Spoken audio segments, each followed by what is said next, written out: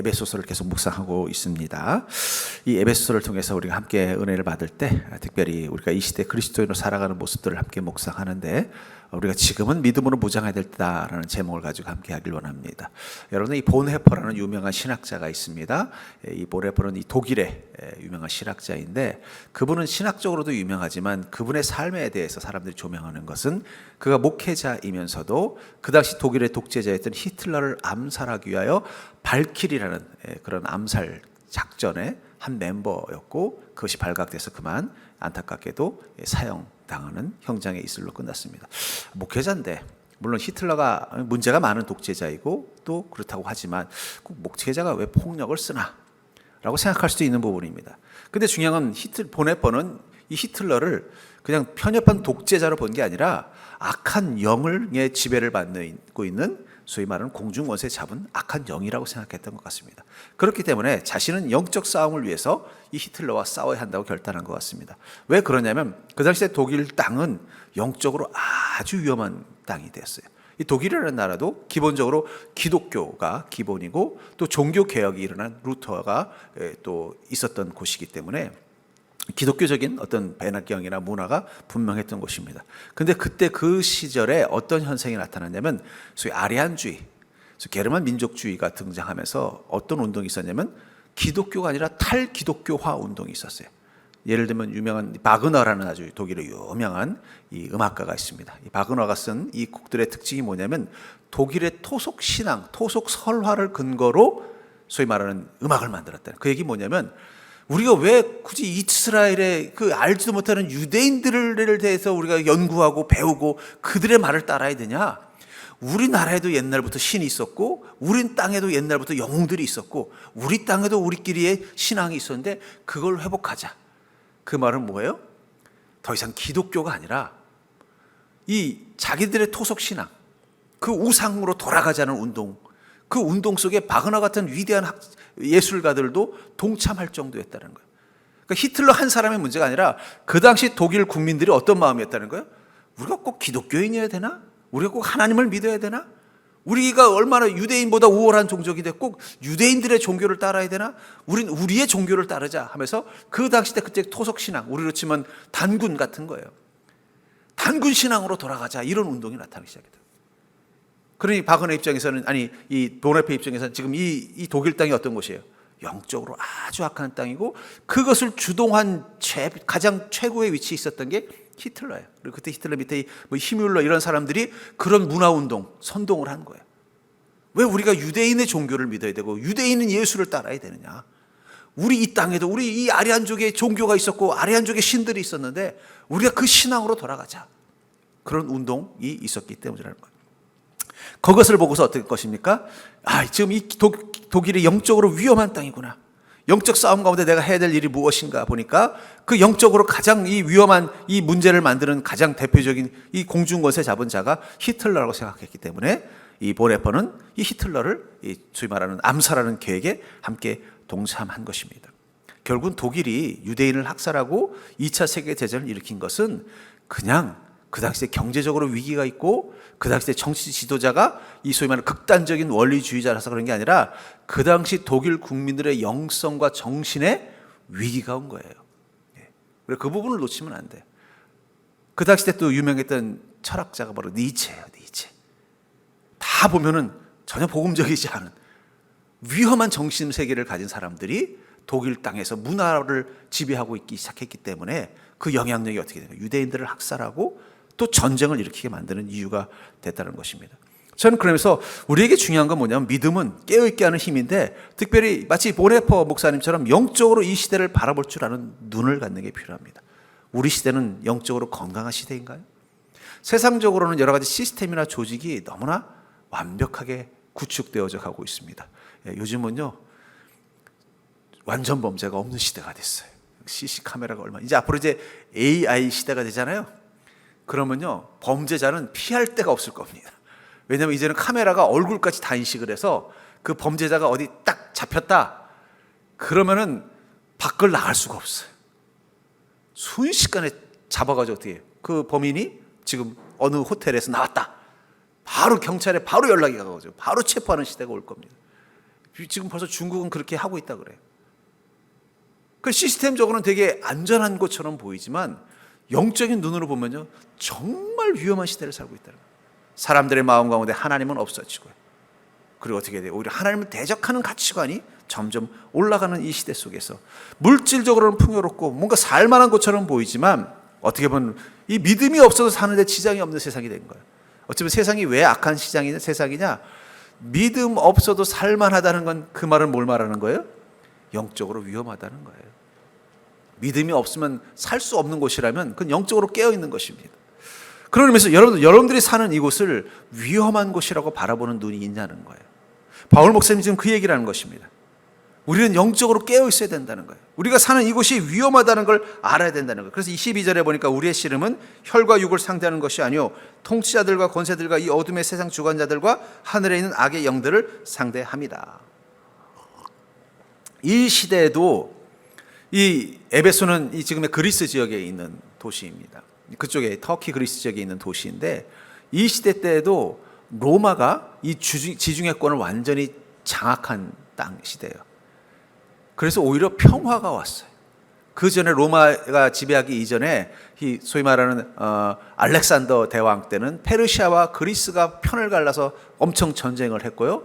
거기서 페르시아가 멸망하고 나서 알렉산더가 이제 이 지중해권을 다 지배했을 때는 또 갑자기 알렉산더가 죽습니다. 그러자 그의 부하들이 나라를 나눠가지고 자기들끼리 계속 전쟁을 치르던 땅이에요. 그러다가 갑자기 로마가 등장해서는 어떻게 돼요? 그 지중해 전역을 다 지배해버린 거예요. 강력한 권력을 가진 한 집단이 통째로 다 지배를 해버리면 어떻게 보면 약간 폭력성은 있어도 평화가 오게 돼 있어요. 감히 그 강한 힘 앞에 대적할 수가 없어요. 요즘 세상이 왜 시끄럽냐? 옛날만큼 미국의 힘이 떨어져서 그런 거예요. 미국의 힘이 기세등등했으면 이렇게 시끄럽지 않아요. 근데 어떻게 해요? 힘 좀 떨어진 것 같으니까 자꾸 이쪽에서도 전쟁 걸고 이쪽에서도 싸움 걸고 하니까 막 세상이 시끄러워지는 거예요. 근데 이때는 로마가 지금 강력한 힘을 가지고 있을 때니까 오히려 경제적으로 사회적으로 보면 어떻게 돼요? 안정된 사회예요. 지중해권은 어딘지 배를 타고 다녀도 다닐 수 있는 곳. 어디 가도 로마가 지배하고 있었기 때문에 특별히 이 로마 시민권을 가지고 있는 바울 같은 사람은요, 어디 가도 대우받고 어디 가도 편안할 수 있는 곳인데 그때를 뭐라고 말하고 있어요? 우린 지금 위험한 시대를 살고 있다라고 말하고 있다.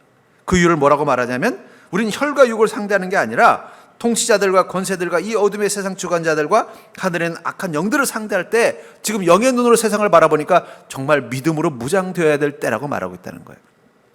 저는 그러면서 우리 시대와 이 에베소 교인들이 경험했던 그 시대는 닮아 있다고 생각합니다. 물질적으로는 풍요롭고 모든 사회적 구조나 시스템은 안정화되어져 있지만 영적인 눈으로 봤을 때는 참으로 위험한 시대를 살고 있다는 거예요. 그 속에서 모든 그리스도인들은 더욱더 믿음으로 무장되어야 한다라고 말씀하고 있는 것입니다. 저는 그러면서 어쩌면 우리도 마찬가지라고 생각해요. 살만한 시대, 믿음이 없어도 살 수 있을 것 같은 세상, 뭔가 사회적으로 구조적으로 시스템적으로 안정화되어져서 그 속에서 내가 그래도 조금만 노력하면은 그래도 내 인생의 행복과 평안함을 자유함을 누릴 수 있다고 보여지는 이 시대를 우리가 믿음의 눈으로 바라보면 우리는 평화로운 땅이 보이는 게 아니라 아주 위험한 땅 가운데 있는 것을 보게 될 것입니다. 그렇다면 우리는 왜 이런 이 시대 가운데서 더욱더 믿음으로 무장되어야 되느냐? 첫 번째, 우리의 강함은 주님으로부터 나오기 때문에 우리는 믿음으로 무장되어야 한다는 것입니다. 10절에 보니까 주 안에서와 그 힘의 능력으로 강건해지고, 우리가 강해지는 비결을 뭐라고 말하고 있어요? 주님 안에 있을 때 우리는 강해진다는 거예요. 또 주님의 도우심이 있어야만 강해진다는 것입니다. 우리가 이 세상을 살아갈 수 있는, 우리가 이 약한 땅을 살아갈 수 있는 힘의 배경이 어디에 있다는 거예요? 주님의 은혜, 성령님의 능력이 있기 때문에 우리는 어떻게 된다는 거예요? 믿음으로 무장해야 한다는 것입니다. 여러분, 세상을 적당히 죄와 타협하면서 불의에 대해서 눈 감으면서 적정히 내가 죄인으로서의 삶을 영위하면서 살기에는 참으로 편안한 곳이 되었습니다. 근데 내가 말씀 가운데서 바르게 살려고 하고 믿음으로 살아가려고 하고 내가 진리를 지키려고 살아가려고 하면 우린 정말 살기 힘든 세를 살고 있다는 거예요. 적당히 죄에 눈 감을 수 있고 적당히 죄와 타협할 수 있고 적당히 죄와 욕망과 그런 것들을 내가 소유하면서 살아가겠다고 마음 먹으면 이 시대는 어쩌면 정말 살기 좋은 시대일 수도 있어요. 근데 내가 그리스도인으로서 믿음 가운데 살려고 애를 쓰고 말씀 가운데 살려고 애를 쓰고 진리를 따라 살려고 애를 쓰면요, 지금은 너무너무 살기 힘든 시절이라는 거예요. 여러분들에게 인생은 어떻습니까? 그렇기 때문에 우리가 그 속에서도 믿음을 지키고 우리가 진리를 지키면서 온전한 그리스도인다운 모습으로 살아가기 위해서는 우린 주 안에서 주님의 도우심 가운데 살 수밖에 없다는 것입니다. 그리고 우리 자신이 원래 주님의 부르심을 받았을 때부터 어떤 존재에 있느냐? 연약한 자라는 거예요. 자기 힘으로는 세상을 너끈히 살아갈 만한 강함을 가진 자가 아니라 자신이 연약한 존재인 것을 깨달았기 때문에 하나님 우리를 부르셨다는 것입니다. 그래서 고린도서 1장 26절부터 29절에 보면은 형제들아 너희를 부르심을 보라. 육체를 따라 지혜로운 자가 많지 아니하며 능한 자가 많지 아니하며 문벌 좋은 자가 많지 아니하도다. 그러나 하나님께서 세상에 미련한 것들을 택하사 지혜 있는 자들을 부끄럽게 하려 하시고 세상에 약한 것들을 택하사 강한 것들을 부끄럽게 하려 하시며 하나님께서 세상에 천한 것들과 멸시받는 것들과 없는 것들을 택하사 있는 것들을 폐하려 하시나니 이는 아무 육체도 하나님 앞에서 자랑하지 못하게 하려 하심이라. 우리가 주님 안에서 부르심 받았을 때 하나님은 우리가 가지고 있는 장점 때문에 우리를 부르신 게 아니라 우리의 연약함을 아시고 부르셨다는 거예요. 근데 왜 그 연약함을 아시고 부르셨다는 거예요? 그 연약함이 주님의 눈에 매력적이어서가 아닙니다. 그 연약함을 보니까 주님의 마음이 아파서가 아니라 우리의 연약함을 가지고 세상의 강함과 싸워 이기게 해보려고 하시는 거예요. 여러분, 무협 영화를 보면요, 이 고수들이 나오잖아요. 고수와 하수의 차이가 뭔지 아세요? 하수들은 무기가 아주 날카롭습니다. 막 숨겨진 무기도 있고요. 칼도 그냥 날이 시퍼렇고 칼도 한 개가 아니에요. 몇 자루씩을 가지고서 싸워요. 근데 고수는 뭐 가지고 싸우는지 아세요? 갈대 하나 가지고 싸워요. 근데 그 갈대를 가지고 그 하수와 탁탁 싸울 때 주변에서 무엇을 보는 거예요? 저 사람은 진짜 고수구나. 저 아무 힘도 없는 갈대를 하나 가지고 저 날카로운 검과 싸우는 걸 보니 저 사람은 진짜 고수구나라는 걸 보여줍니다. 자신이 진짜 고수라는 걸 보여주기 위해서 일부러 어떻게 한 거예요? 갈대를 가지고 싸우는 거예요. 하나님께서 왜 우리를 도구로 쓰시는 거예요? 하나님이 위대하시다는 걸 세상에 보여주기 위해서 갈대 같은 우리를 쓰시는 거예요. 근데 우리가 자꾸 착각해요. 하나님이 쓰시는 걸 보니까 내가 쓸만한 존재인가 보다. 그건 하수가 그렇고요. 하수는 더 좋은 검을 찾으려고 하고 더 강한 방패를 찾으려고 하고 더 날카로운 비수를 가지려고 해요. 그러나 하나님은 우리의 약함을 통해서 하나님이 얼마나 강한 분인가를 보여주기를 원한다는. 그러니까 여러분들은 참 쓸만한 존재입니다. 옆 사람 볼까? 각 자세히 보니까 참 쓸만한 존재네요. 너무 쓸모없어서 계속 참 쓸만한 존재네요. 그게 하나님이 우리를 쓰시는 이유라고 말하고 있다는 거예요. 그래야 세상이 하나님이 얼마나 위대한지를 알 수 있잖아요. 우리가 정말 쓸만한 존재라서 우리를 가지고 하나님이 쓰셨다면 세상 사람들이 뭐라 그래요? 세상이 뭐라 그랬어요? 그건 하나님이 위대해서 그런 게 아니라 그 쓸만한 사람을 쓰셔서 그런 거 아니에요.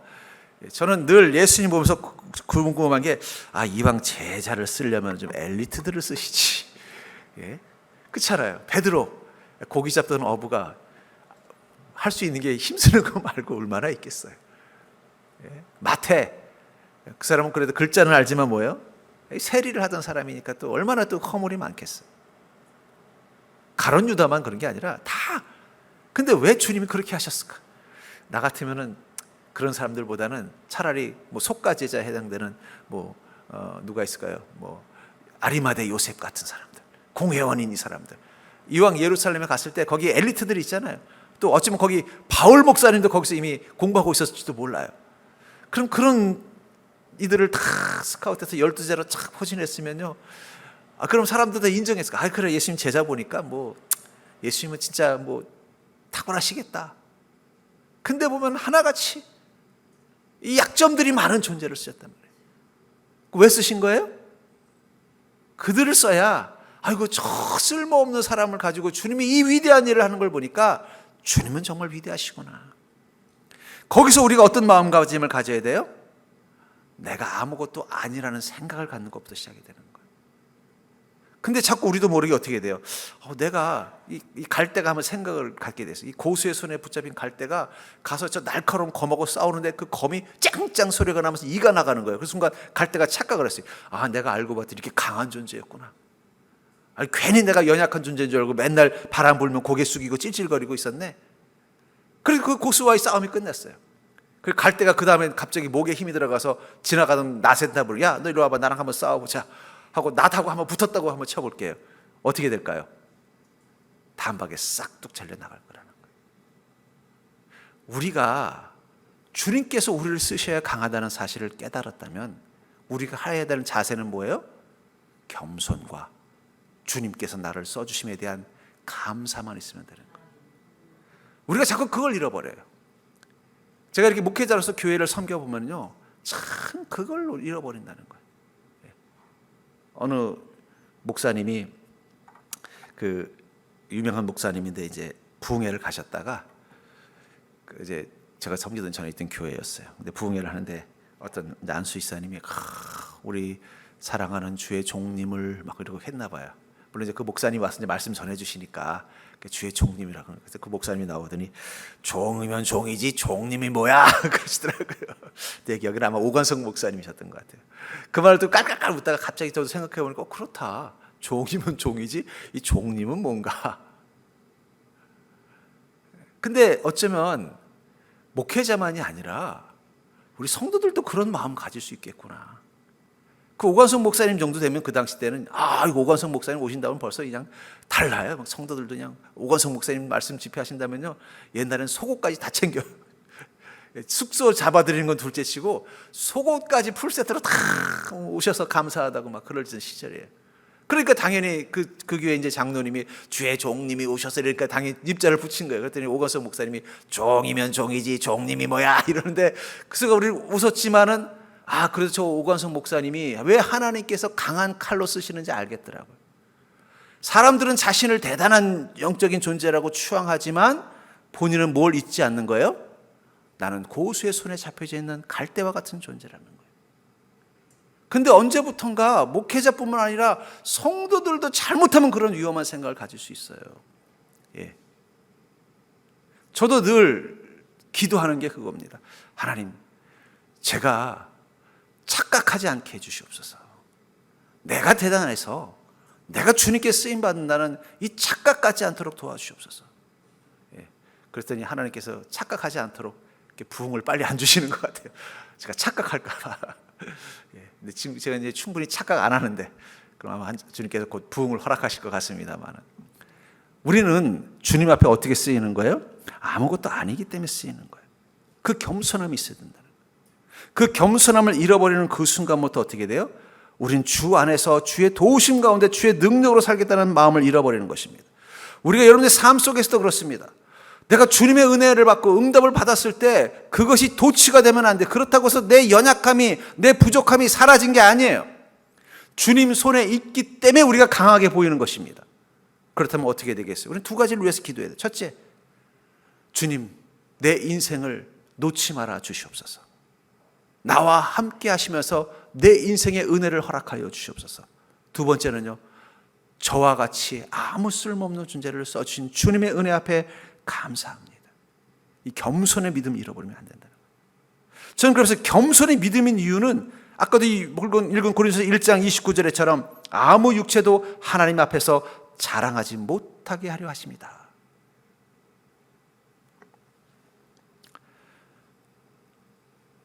하나님께서 여러분들을 쓰시고 여러분들이 이 생각 가운데 강함이 되게 하시기 위해서 주님은 여러분들이 먼저 겸손한 자가 되기를 원하십니다. 그리고 어떻게 돼요?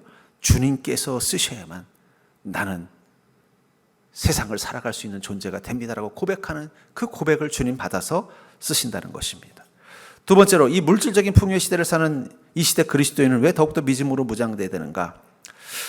우리가 주님으로부터 오는 그 강함으로 살아가는 존재라면 날마다 하나님의 전신갑주로 무장되어 살아야 할 것입니다. 11절과 12절에 보니까 마귀의 관계를 능히 대적하기 위하여 하나님의 전신갑주를 입어라. 우리의 씨름은 혈과 육을 상대하는 것이 아니요 통치자들과 권세들과 이 세상의 이 어둠의 세상 주관자들과 하늘에 있는 악의 영들을 상대합니다 하면서 우리는 능히 대적하기 위해서 하나님의 전신갑주를 입어라 라고 말하고 있죠. 우리가 싸움에서 이기려면요 제일 중요한 건 지피지기입니다. 상대방이 어떤지를 알고 내가 어떤지를 알아야 싸움에서 이기는 거예요. 여러분들이 그 야구나 축구나 여러 가지 스포츠를 보면요, 그 사람들이 참 잘 싸우잖아요. 근데 그 사람들이 싸우기 전에 뭐 하는지 아세요? 상대방에 대해서 연구하고 분석부터 해요. 뭐 예를 들면 내가 권투를 한다, 뭐 타이슨과 권투를 한다. 그러면 그 매칭 어떤 시합 날이 잡혀지면요, 벌써 몇 달 전부터 그 타이슨이라는 선수에 대해서 분석을 하는 거예요. 옆에서 스태프들이. 그러면서 이렇게 하는 거예요. 타이슨은 보통 보니까 오른쪽으로 훅을 날린 다음에는 고개를 쳐들더라. 그러니까 타이슨이 오른쪽으로 훅을 날리면 고개를 쳐들 거라고 생각하고 준비를 하고 치면은 너에게 승산이 있다. 그걸 미리 다 시뮬레이션까지 다 하고 오는 거예요. 그냥 싸우는 게 아닙니다. 상대방에서 철저히 분석을 해요. 야구도 마찬가지예요. 투수가 공을 던질 때 그냥 자기가 잘 던지는 공을 던지는 게 아니에요. 그 타자에 대해서 철저히 분석을 해요. 포수하고 둘이서 이번에 4번 타자 나인 베이브 루스는 보니까 오른 손목이 먼저 돌아가면은 풀스윙을 하더라. 그러니까 오른 손목 던질 때는 변화구를 던져서 유인하면 되겠다. 또 요즘 보니까 이 추신수 선수는 이 바깥쪽 아래로 떨어지는 공을 계속 놓치더라. 그러니 결정적인 순간에 바깥쪽 아래 공을 던지자. 이런 것들을 미리 다 조사한 다음에 거기에 따라 던지는 거지, 그냥 투수가 자기 마음대로 던지는 게 아니라는 거예요. 그래야 승리한다는 걸 알고 있는 거예요. 마찬가지입니다. 우리가 이 땅 가운데서 복된 삶을 살려면 가장 중요한 게 뭐예요? 우리와 함께 우리가 싸워야 되는 대상이 어떤 존재인지를 알아야 되는데, 어떤 대상이라고 말하고, 우리가 싸우는 것은 율과 혈과 육의 그 보이는 존재가 아니라 악한 영과 싸우는 영적인 전쟁이라는 것을 깨달아야 된다고 말하고 있어요. 그 악한 영과 싸우려면 우리는 어떻게 해야 되겠어요? 악한 영과 싸울 수 있는 무기가 있어야 되겠죠. 우리가 믿음으로 세상을 보다는 것은 바로 영적인 눈으로 보는 것이고, 영적인 눈으로 세상을 바라봤을 때 우리 눈에 무엇이 보이는 거예요? 세상을 흔드는 악한 영이 보이는 것입니다. 여러분, 그리스도인의 눈에는 세상이 무엇이 보여요? 경제적인 힘을 가진 사람, 또 군사적인 능력을 가진 사람, 정치적인 권력을 가진 사람들이 아니라 악한 영과 그 영의 지배를 당하는 존재들이 보여야 믿음의 눈으로 세상을 보는 거예요. 그리고 그 속에서 어떻게 해야 돼요? 믿음으로 싸우기 위해서는 영적인 무장이 필요한 것입니다. 제가 이 학생 시절에 아주 인기 있었던 영화 중에 하나가 이 고스트버스터즈라는 영화예요. 제 기억에 제가 고등학교 2학년 때인가 학기 말고사를 끝나고 나서 단체로 영등포역에 극장이 있었어요. 영등포 시장 쪽에. 거기 가서 단체로 이 고스트버스라는 이 영화를 보러 갔는데 얼마나 재밌었는지 몰라요. 또 시험도 끝났겠다, 그냥 단체로 관람 가서 막 신나게 하는데, 우리 나이 드신 분들, 저희 젊은 사람들은 모를까요? 영상이 좀 있나요? 근데 이게 어떤 내용이냐면은 유령을 잡는 사람들이라는 거예요. 유령을 잡는 사람들. 그러니까 유령은 어떤 존재예요? 육적인 존재가 아니라 영적인 존재잖아요. 만약에 이게 유령이 아니라 어디 돌아다니는 들짐승을 잡는다면 어떤 무기가 필요할까요? 예를 들면 멧돼지를 잡는다. 그럼 멧돼지를 잡을 수 있는 마취총이라든지 혹은 사냥총이라든지 포획을 할 수 있는 올무가 필요하겠죠. 근데 이 영적인 이 유령은 그게 안 되는 거예요. 그러니까 뭘로 무장을 했을까요? 저 사람 등에 있는 게 이게 무슨 전기가 나가는 그런 거래요. 근데 그게 이제 소위 말하는 이건 이제 사실이 아니라 이제 소위 말하는 픽션이지만, 그 전기파가 가서 그 유령에 닿으면은 그 유령이 어떻게 돼요? 꼼짝을 못하고 그걸 유령을 담을 수 있는 또 케이스가 있어요. 그것도 이쪽에 전자기파 이런 게 와서 잡아넣는다는 거예요. 근데 제가 그걸 보면서 깨달은 게 뭐냐면, 그렇구나. 우리가 무엇과 싸우느냐가 중요한 거구나. 멧돼지를 잡으려면 당연히 멧돼지 사냥하는 사냥총이 있어야 되고, 멧돼지를 잡을 수 있는 올무가 필요한 것이고, 만약에 저런 그 고스트버스터처럼 유령이 잡아야 된다면은 그 유령을 잡을 수 있는 그 무기가 필요한 것처럼, 우리가 영적인 전쟁을 치른다면은 무엇이 필요할까요? 하나님의 전신갑주가 필요하다는 거예요. 여러분들의 인생의 문제, 여러분들의 인생 속에서 싸워야 되는 대상이 육과 혈의 대상이 아니라 영적인 것이라면, 그 악한 영과 싸우기 위해서 우리가 무장해야 되는 무기는 바로 하나님의 전신갑주가 있어야 된다는 거예요. 이 하나님의 전신갑주라는 건 뭘 말하는 거예요? 영적인 전투를 할 수 있는 무기라는 뜻이고, 하나님의 능력이 담겨져 있는 무기라는 뜻이에요.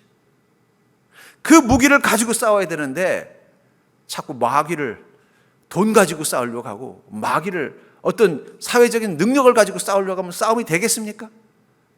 그렇지 않아요. 저 유령을 잡는 총 가지고 지나가는 멧돼지한테 쏘면은 멧돼지가 잡힐까요? 안 잡힐까요? 그건 안 잡히는 거예요. 저거는 유령을 잡기 위한 무기일 뿐이죠. 멧돼지 잡으려면요, 저 무기를 벗어버리고 차라리 사냥총을 가지고 잡아야 되는 것처럼, 우리가 싸워야 되는 문제와 적이 영적인 거라면 우리는 영적인 무기를 가져야 된다는 거예요. 그 영적인 무기를 뭐라고 말하고 있는 거예요? 하나님의 전신갑주다. 전 그러면서 믿음의 삶을 산다는 것은 영적인 무기로 무장하고 그 영적인 무기를 사용하는 법을 훈련하는 것이라고 생각합니다. 우리가 믿음의 삶을 산다는 것은 우리가 세상이 악한 영에 의해서 지배당하고 있고 우리가 사는 삶이 악한 영과 싸우는 전쟁터라는 믿음이 있다면 우리는 그것과 싸우기 위해서 영적인 전쟁을 할 준비를 하고 훈련하는 게 믿음의 삶이라는 거예요. 왜 기도해야 되고 왜 말씀을 봐야 되고 왜 성령님의 음성을 따라 살아야 되는가? 그것은 우리가 싸우는 대상이 혈과 육이 아니라 영적인 존재이기 때문이라고 말하는 거예요. 어쩌면 이 영적인 전쟁은 이제부터 본격적으로 시작되는 것일 수도 있습니다. 성경도 보면은 7년 대환란이 이야기되고 있잖아요. 요즘 하도 이단들이 이 종말론 가지고 사람들을 현혹하다 보니까 막 지겨워서 이제 교회에서 목사님들도 자꾸 종말론 얘기를 안 하게 돼요. 그렇다고 해서 종말이 안 오는 게 아니에요.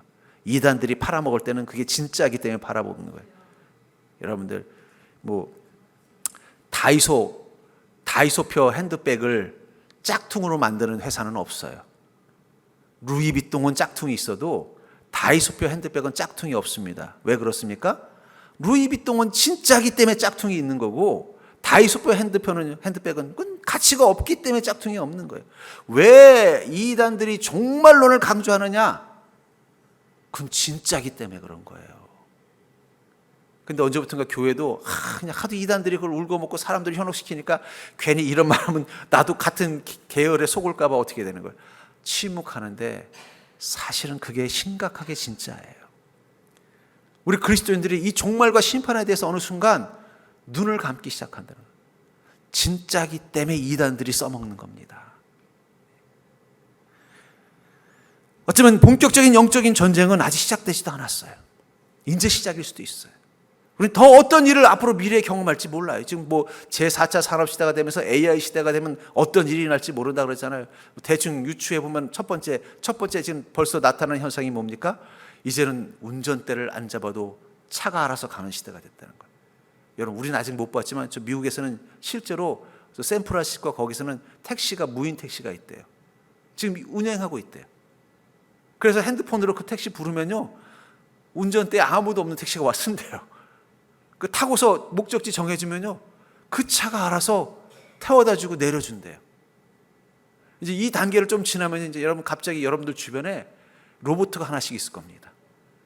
생각하고 말하는 로봇가 같이 옆에 있으면서 내가 사람하고 있는 건지 로봇가 하고 있는 건지 헷갈리는 존재가 생길 수 있어요. 지금 우리는 엄청난 변화의 시대를 살고 있어요. 근데 우리는 그것만 변화라고 생각하지만 더 위험하고 엄청난 변화, 바로 영적인 이 전쟁의 시대가 지금 오고 있다는 거예요. 이건 보지 않고 있어요. 지금 영적으로 엄청난 위험한 시대가 오고 있다는 거예요. 어떤 일이 날지 모르는 영적인 시대를 살고 있다는 거예요. 거기서 우리가 깨어있지 않으면요, 믿음으로 무장되어 있지 않으면 우리도 모르게 믿음을 잃어버리고 복음을 잃어버리고 구원을 잃어버릴 수밖에 없다는 것입니다. 저는 그런 의미에서 믿음으로 사는 것이 바로 가장 강한 능력을 가지고 사는 것이라고 저는 믿습니다.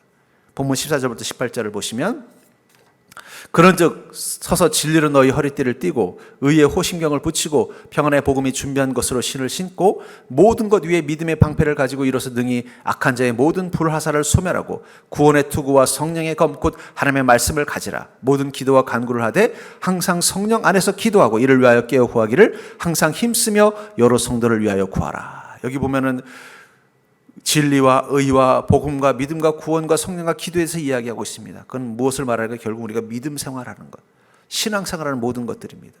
그것을 어떻게 해야 된다고요? 우리 삶 속에서 실천하라는 거예요.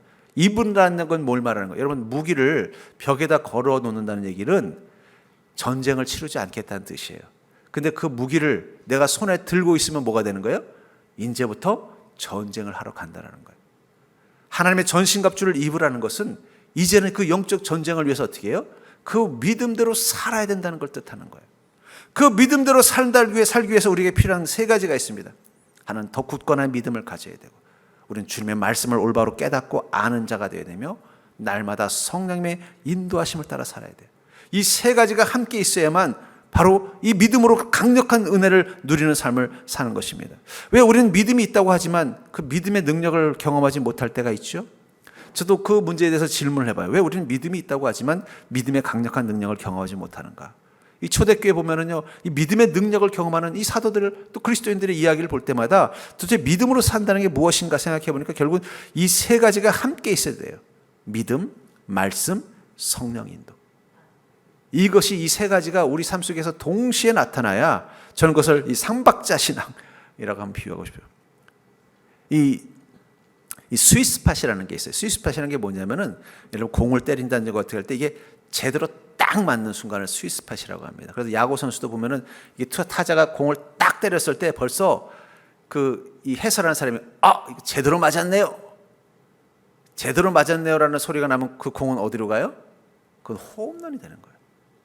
근데 아이고 아깝네요. 조금 한 발 늦었네요. 혹은 스윙이 좀 둔했네요 하면은 벌써 그건 파울이 되거나 땅볼에서 잡힌단 말이에요. 근데 이 제대로 맞을 때 특징이 뭔지 아세요? 저는 이제 탁구를 좋아하니까 탁구도 이 드라이브라는 게 있습니다. 이 드라이브가 제대로 들어가면요 상대방 못 막아요. 근데 이 드라이브가 제대로 들어가려면 세 가지 요소가 있어요. 첫 번째 파워. 이게 파워가 있어야 돼요. 안 그러면 이게 빌빌 가면 딱 막혀요. 두 번째 회전력. 파워도 있고 회전력도 있고. 세 번째 컨트롤이에요. 이 세 가지가 착 맞으면요 상대방이 못 막아요. 근데 그 중에 하나가 빈다. 파워, 회전력은 좋고 컨트롤은 좋은데 파워가 없다. 그러면 상대방이 공이 오는 데가 보이니까 어떻게 돼? 갖다만 대면을 막을 수 있는 거예요. 파워는 있고 회전력은 있는데 컨트롤이 안 되면요 쳐놓고 지는 거예요. 맨날 나가니까. 파워는 있고 컨트롤은 있는데 회전이 없으면요 물론 좀 까다롭긴 하지만 막아낼 수가 있어요. 근데 파워도 있고 회전력도 있고 컨트롤까지 좋으면요 막아도 튕겨나가는 거예요. 그걸 스위스팟이라고 합니다. 셋이 다 완벽하게 하나가 되어야만 강력한 힘이 나타나는 걸 스위스팟이라고. 믿음도 스위스팟이 있어요.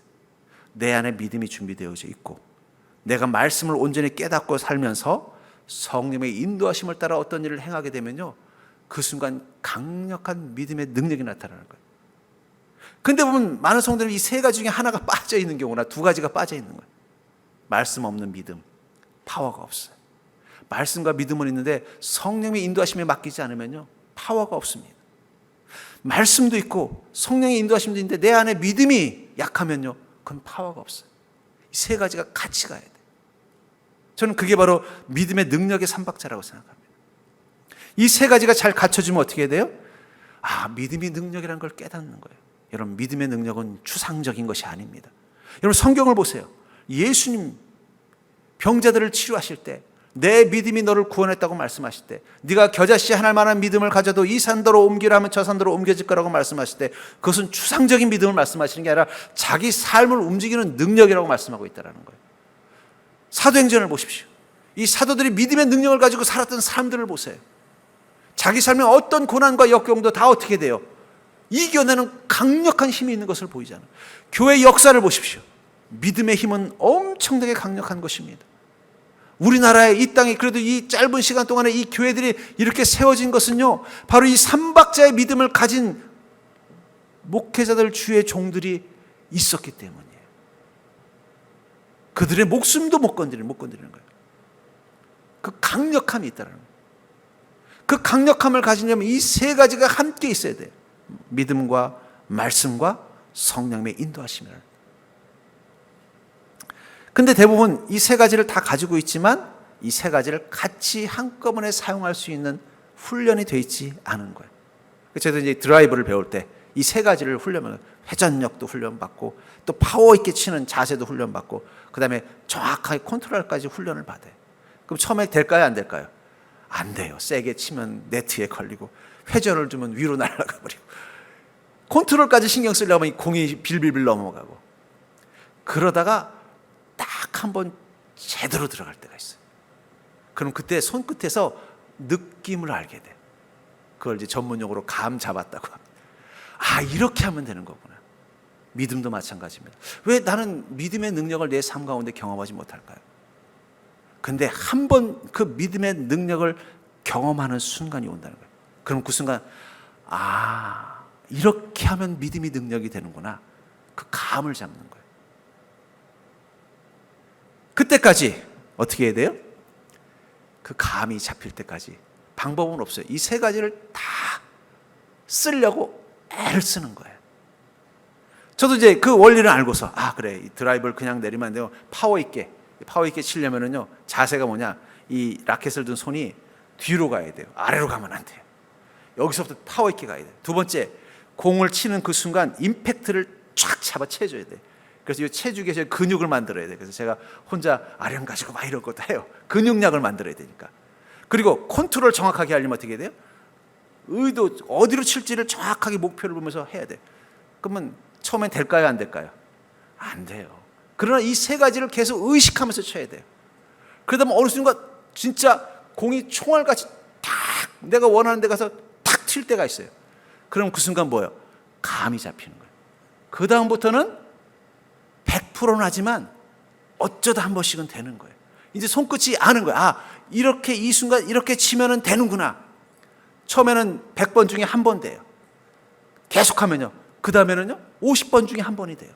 그래도 계속하면요 다음번에는 20번 중에 한 번이 돼요. 그 다음 또 계속하면요 다음엔 10번 중에 한 번이 돼요. 그러다가 더 열심히 하면요 이제는 할 때마다 들어가면 그때부터는 천하무적이 되는 거예요. 왜 주님께서는 믿음의 권능이 크다고 그렇게 말씀하시는데 우린 왜 믿음의 권능을 모르나? 모르는 게 아니에요. 여러분, 제가 이 탁구 치는 법을 가지고 이걸 100% 쓰면요 저도 지금 부산에서 지금 세계 탁구 선수권대회 결승전에 나갈 거예요.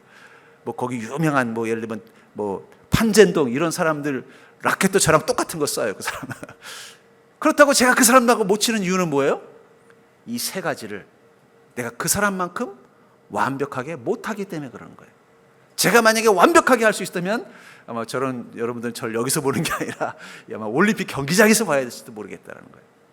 같은 자세, 같은 방법, 같은 라켓을 쓰는데 누구는 올림픽 금메달리스트가 되고 누구는 동네에서 그냥 친한 사람하고 재미있게 게임하는 수준으로 끝나는 것. 믿음도 그렇다는 거예요. 주님이 귀하게 쓰신 인생의 믿음은 특별한 비법이 있는 게 아니에요. 여러분들이 알고 있는 그게 비법이에요. 다만 그것이 여러분들 안에서 스윗스팟이 일어날 수 있도록 완벽하게 믿음대로 도전해보는 경험이 없었던 거예요. 한 번이라도 그 믿음의 능력을 경험하고 나면요 그때부터는 설레요. 한번 내가 딱 쳤더니 공이 진짜 무슨 판젠동 선수가 치는 것처럼, 우리 여러분들 판젠동 잘 모를 테니까 우리 유승민 선수가 치는 것처럼 쫙 넘어가서 상대방이 깜짝 놀라잖아요. 짜릿해요. 그 다음부터는 그걸 치고 싶어가지고 열심히 더 하는 거예요. 우리가 믿음의 능력, 바울과 같은 믿음의 능력을 한번 경험하고 나면요 짜릿해요. 이제 그 믿음으로만 한번 살아보고 싶은 거예요. 그러니까 사실은 이 사도들은요 아마 이 남들이 보기에는 그 핍박당하고 고난당하고 얼마나 힘들었을까 하겠지만 그분들은 짜릿짜릿했을 거예요. 매를 맞아도 짜릿하고 감옥에 가도 짜릿하고 핍박을 당해도 짜릿해. 왜냐하면 믿음의 그 스윗스팟을 경험하라니까, 그 믿음의 능력의 기쁨을 경험하라니까 오히려 그럴수록 더 신이 나는 거예요. 고난 가운데서 더 큰 믿음으로 한번 해결을 해보고 옥문에 갇히니까 또 그 속에서 더 강력한 믿음으로 그냥 찬양하고 기도하니까 믿음 문이 옥문이 활짝 열려버리는, 얼마나 짜릿하겠어요. 그다음부터 바울 목사님, 베드로가 그랬어요. 어디 또 나 좀 가두는 데 없나? 우리 자기를 좀 가둬달라고 부탁할 거예요. 그래야 그 믿음의 능력을 한번 써먹어 보죠. 여러분들, 우리가 가지고 있는 믿음은 그렇게 약한 것이 아닙니다. 문제는 우리가 그걸 제대로 믿음대로 써먹지 못하는, 알고는 있지만 그 믿음대로 써먹는, 믿음의 능력을 100% 사용하는 그 삶에 도전해보지 않는 거예요. 저는 지금 왜 영적으로 더 악한 시대라고 생각하느냐? 사람들이 믿음에 대한 확신을 잃어가고 있기 때문이에요. 그리스도인들도 믿음의 능력에 대한 확신을 잃어가고 있습니다. 그러나 성경은 끊임없이 말하고 있어요. 그리스도인에게 믿음은 능력입니다. 오직 의인은 믿음으로 말미암아 사는 자들입니다. 그런 믿음을 주님이 우리에게 주셨을 때는 아주 연약하고 허약하고 별로 힘도 안 되는 믿음을 주셨겠어요? 주님께서 우리에게 그런 믿음을 주신 것은 그것만 가지고도 능히 세상의 그 어떤 악과 불의와 문제와도 싸울 수, 이길 수 있도록 해 주시기 위해서 믿음을 주신 것입니다. 전 여러분들이 가지고 있는 그 믿음의 가치와 능력을 새롭게 회복하시고 그 믿음의 능력이 얼마나 위대한지를 마치 사도들이 믿음으로 살아가면서 경험했던 그 짜릿한 기쁨, 그 기쁨을 전 여러분들의 인생, 그 인생의 문제 가운데서 경험하는 자가 될 수 있길 주의 이름으로 간절히 축원합니다.